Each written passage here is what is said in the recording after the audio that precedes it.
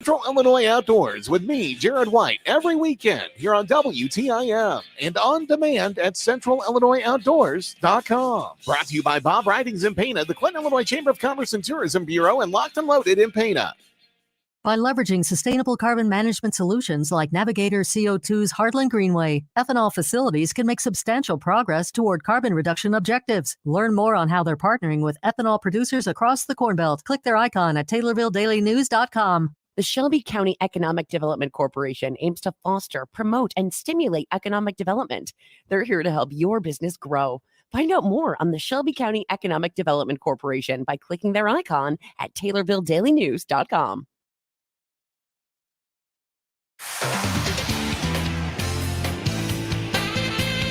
WTIM. It's the WTIM Morning Show. I'm your host, Avery Cooper. Your stream brought to you by Landmark of Taylorville. You'll always do better with Landmark. People's Bank and Trust.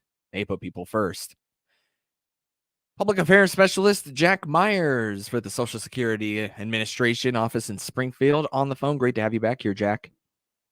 Thanks, Avery. Appreciate you having me on. It's always great to have you here to update everyone on what's going on with the Social Security office in Springfield. You know, Jack, oftentimes I see Social Security in the news in the same kind of sentence or headline as a scam. And I know that the Social Security office is trying to raise awareness of those scams.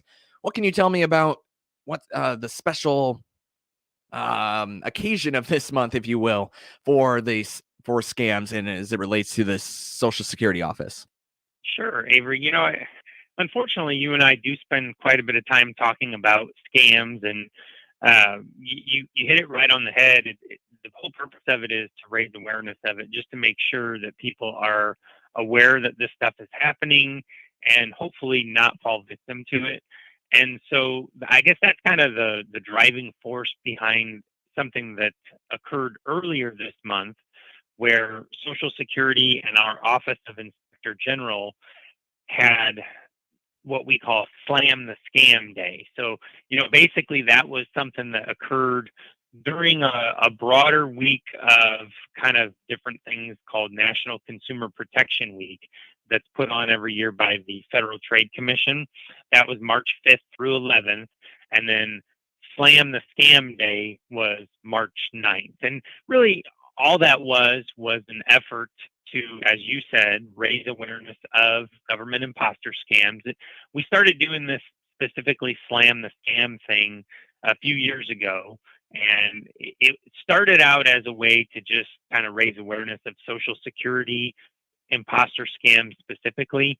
But since the inception of it, we've kind of expanded it to encompass all government imposter scams. And that's why we've dropped it into that National Consumer Protection Week. But, you know, really, it's just about trying to let people know that when the phone rings or, you know, you get that email, be skeptical, because unfortunately we don't know whether or not it's legit. We don't know who's on the other end. We don't know what they're looking for.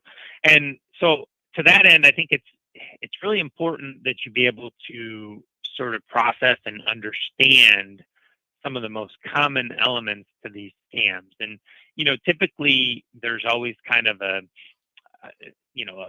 fear factor, if you will, where the scammers are trying to exploit some sort of fear and threaten you with arrest or legal action. So that's kind of how they get their hooks into you. You know, they try to scare you or, you know, get you into a state of panic where, you know, we don't necessarily make our best decisions when we're operating in that state of panic. So those are the kinds of things they do. And, you know, they'll typically tell you that your benefits are in jeopardy, or maybe your freedom's in jeopardy. Sometimes they say that your Social Security number has been associated with a crime, and that, you know, if we don't get this cleared up, you're going to be arrested. Sometimes they'll say something about accounts have been compromised and they need you to shuffle some money around so they can help you protect it. That's all garbage. None of that stuff's true. We don't make phone calls like that. So if you get that sort of call, just hang up. There's no reason to play along with it. The longer you're on the phone with them, the greater chance there is that they could convince you to give up some money. And unfortunately, they're pretty good at identifying ways to get money quickly from you. That's very, very difficult to trace and get back. Mm, mm. And so, what if you maybe actually do owe Social Security money and then you get one of these calls and you know you owe Social Security money, right? It's in the back of your mind. I guess, how would you navigate that kind of situation? Yeah, that's a great question, because there are things that happen where sometimes you're receiving benefits and for whatever reason there ends up being an overpayment. So if that's the case for you and you know that, still understand that this isn't how we communicate that to you. We don't call you up and tell you that you owe us money and ask for really weird ways of payment. Some of the scams that I've heard, people are being asked for gift cards, numbers from gift cards. So they ask you to go out to the store and buy some gift cards and then read them the numbers over the phone. Sometimes they ask you to send cash, or they'll send a courier to your house for cash, or maybe even some sort of cryptocurrency. A lot of stuff that's untraceable is what they're asking for. We're never going to do that. Never. Okay, so if you do owe Social Security money and you get a call like this, it's purely coincidental. What we will do at Social Security is we will send you a letter and we will tell you that you're overpaid if that's the case. We'll tell you what your appeal rights are. We'll tell you, when you can make arrangements to pay it back. So it's never going to be a phone call, and it's never going to be one of those odd ways to pay money back. So just, if you think that you do owe money to Social Security and you get a call like that, still hang up and then give us a call. If you think that you owe money and you want to get it rectified, call us at Social Security at a number that you find yourself. Don't take a phone number from the person who's calling you, because then you're going to fall right into their trap. You call us at a number that you get off of our website, ssa.gov. Our national toll-free number is 800-772-1213. That's a number you can trust. Our Springfield number is 877-279-9504. That's a number you can trust. Don't take a number from the person who's calling you, because, like I said, then you could just be falling into their trap. And if you do get scammed or attempted to be scammed, our Office of Inspector General has a way that you can report that, and you can go to oig.ssa.gov to report it, or just go to our website, ssa.gov, and scroll down to the bottom to look for the Office of Inspector General link. That's probably the easiest way. I'm glad you brought up the Office of the Inspector General, or OIG. How does Social Security work with the Office of the Inspector General? If you would mind providing a little bit more detail, Jack. Sure. So Office of Inspector General is around to provide oversight. So, basically what they do is they investigate all forms of potential fraud within Social Security or around Social Security. So, they would look at internal stuff, so they look at us to make sure that there's nothing going on internally that would be untoward or something that they'd have to make sure didn't happen. And then they look at people externally. So they're looking at recipients of Social Security. They're looking at these scams, like we're talking about, people who claim to be from Social Security. There's also something that they do where you can call it misleading advertising or communications. So, basically there's this thing called Section 1140 of the Social Security Act that allows the Office of Inspector General to impose penalties against anyone who sets out to mislead people through their advertising or their communications. And I think probably the best example of something like this that I could come up with would be somebody who is either mailing something out or operating an imposter website or social media account that they're making seem official. So the thing they send out in the mail looks like it's officially from us, or the website they're running looks like it's officially from us. And one of the more common examples of that I've heard on a website is if you are trying to get a replacement Social Security card, you may find a website, if you put it into a search engine, you may find a website that's trying to charge you a fee for that service. So if they're going to charge you a fee for something that we will provide free of charge, they have to give you very clearly visible notice that Social Security provides that service for free. So in other words, if they're going to collect the form and the proof that you need to do a name change for a Social Security card, for example, because I see that a lot in conjunction with new brides is the most common. There would be like bridal websites that will offer to help you get your name change processed if you choose to change your name after getting married. What they want to do is they want to charge you a fee. And all they're really doing is exactly the same thing that we would do at Social Security for free. So they're supposed to tell you that. And if they don't, our Office of the Inspector General could impose civil monetary penalties on them and hopefully get them shut down for that. I want to talk more with you about all the affairs at the Social Security office in Springfield. That is Jack Myers, Public Affairs Specialist with Social Security Administration. Your stream brought to you by People's Bank and Trust. They put people first. And Landmark of Taylorville, you'll always do better with Landmark.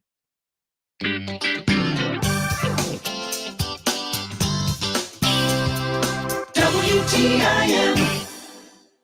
Let's check the markets now on the RFD Radio Network. I'm Jim Taylor. Corn, beans, and wheat all trading higher. May corn up 6.50 and a quarter. July corn up 1 and a quarter, 6.31. September corn 5.80 and a half, up 2 pennies. May beans 14.56 and 3/4, up 14 and a half. July beans up 14 and 3/4.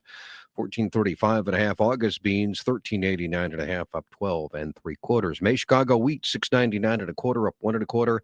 July wheat up a penny, 7.10 and a half. May bean meal 453.30, up 7.30. May bean oil 54.42, down 13 cents. Livestock market, March feeders down 62 cents, 191.72. April live cattle 164.72, down 17 cents. April lean hog 77.70, down 92 cents. Energy market, May crude oil 73.23, that's up 42 cents. Jim Taylor on the RFD Radio Network. Hi, this is McKenna Duggar with People's Bank and Trust, and I'm here to share information about our Save by Spending Roundup program, where we round up your debit card purchase to the next dollar and put that change in your savings account. It's as easy as shop, enjoy, and save. Start saving for the things you really want with our Save by Spending Roundup program. Call 888-PBT-1954 and learn more about our Save by Spending Roundup program. At People's Bank and Trust, we put you and your savings first. People's Bank and Trust, member FDIC, equal housing lender. Chip Flory here, inviting you to join the conversation as we tackle the current issues of agriculture every weekday morning at 10:06 on the Talk of Central Illinois, News Talk WTIM. I host AgriTalk, the nation's longest-running interview show dedicated to discussing agriculture issues with the newsmakers and include you in the conversation via our toll-free number. We're here weekdays mornings at 10:06. We are AgriTalk. The Shelby County Economic Development Corporation aims to foster, promote, and stimulate economic development, from keeping existing industry and retail businesses successful and thriving to attracting new investment in Shelby County. The Shelby County Economic Development Corporation is here to help your business grow. It also sponsors job fairs to fill positions at existing employers and encourages future entrepreneurs in the Shelby County CEO program. Find out more on the Shelby County Economic Development Corporation by clicking their icon at TaylorvilleDailyNews.com. Computer Techniques, also known as CTI, is bringing fiber internet to local homes and businesses. For lag-free internet with speeds up to 1 gig, find out more by clicking their icon at TaylorvilleDailyNews.com. Westervelt Mutual Insurance Company is a partner that understands the sacrifice you put into your farm. Find out how they can insure your farm and find a local agent by clicking their icon at TaylorvilleDailyNews.com. Your information station, WTIM. It's the WTIM Morning Show. I'm your host, Avery Cooper. Your stream brought to you by Landmark of Taylorville, where you always do better with Landmark and People's Bank and Trust, where they put people first. I'm here on the phone with Public Affairs Specialist for the Social Security Administration, Jack Myers, and we're talking about preventing scams with Social Security, because oftentimes Social Security is used as, for what you will, bait for a scam, and oftentimes scams in general, they happen online. So, Jack, I appreciate you being here to talk about prevention of scams with Social Security. And I think one of the things that you have been kind of hitting on is making sure that you are using proper sources and the correct websites. You have a little bit of news in that department too. Take it away. I guess tell me what I need to know about websites in terms of scams and how scam artists oftentimes try to use Social Security to further their mission. Yeah. So remember before the break, we were talking a little bit about the misleading communications and things like that, and how if you search certain things, like changing a name, for example, on a Social Security card, you will come up with websites, or you could come up with websites that aren't necessarily ours. And, you come across an organization that's trying to basically scam you for money or whatever they're trying to get from you. So I guess a word of caution is to be very careful where you're landing on websites. Don't be fooled just because you pull up a website and it has a flag or an eagle or a red, white, and blue color scheme. These are some of the common things that people will do to their websites to make them seem official. Take a close look, I should say, at the address that you're going to. So our website is www.ssa.gov. Okay, so make sure you're at the .gov. That .gov is important. And then what you can also look for on a secure website is when it pulls up, there will be the little, before the www, there will be an HTTPS, and that S stands for secure. So you want to look for that S in the HTTP, meaning secure, and then you also want to look very specifically for the .gov. So ssa.gov, look for the S in the HTTPS, and that's how you know you're on our website. Now, something about our website that I will point out is that in December of last year, we made some changes to it. Okay, so we've redesigned the website just to make it easier to use. It's more streamlined. It's more user friendly. We've done a lot of focus group testing on it to, try to figure out the easiest format for people to find what they're looking for on our website. So if you haven't been there for a while, I encourage you to go check it out at ssa.gov. Take a look and get a feel for what it looks like. You'll see the Social Security seal right up at the top. It's kind of a white and blue theme right now is what it looks like. But take a look at it, because I think it's got a lot of good information. And if you can do things online, it's going to be better for you because it's more convenient. But it's also, if you think about it this way, it's also better for the people who can't do business online, because if you're not needing to call us or come into the office, since you were able to handle your business online, then that frees up our people for someone who can't. So I guess it's kind of a win-win for all if you can do things on the ssa.gov website. Jack, I really appreciate it. And that's I'm looking at your website, your new and improved website, and looks really nice and sleek. You guys did a pretty good job. Well, thanks. They put a lot of. I can't take any credit myself for it, Of course, but they did put a lot of work in, and like I said, focus group testing in. So there's a lot of thought that went into it, and you can't ever please everybody, but we're trying to come up with something that is going to make the most sense for the most people here. I think this is a good time as we start to wrap up the interview. I know you and me, we've talked a little bit about Social Security and taxes before, but this is the last time that people are going to have a chance to hear about this. So I'm going to ask you the question again. Do I have to pay taxes on Social Security benefits? And also, where can I get a replacement 1099 if I need one? Yeah, so if you go in the ssa.gov website, if you go to the My Social Security account, so you either create an account if you don't already have one, or log into your account In there, you can get a replacement 1099, which is the form that we send out that shows how much money you got from Social Security last year. And we send that because there is a possibility that you would have to pay federal income tax on your Social Security benefits. Not SSI, though. Supplemental Security Income benefits are not taxable, so you won't have a 1099 if all you received last year were SSI benefits. That's Public Affairs Specialist Jack Myers with the Social Security Administration. Thank you so much, Jack. Thanks for having me.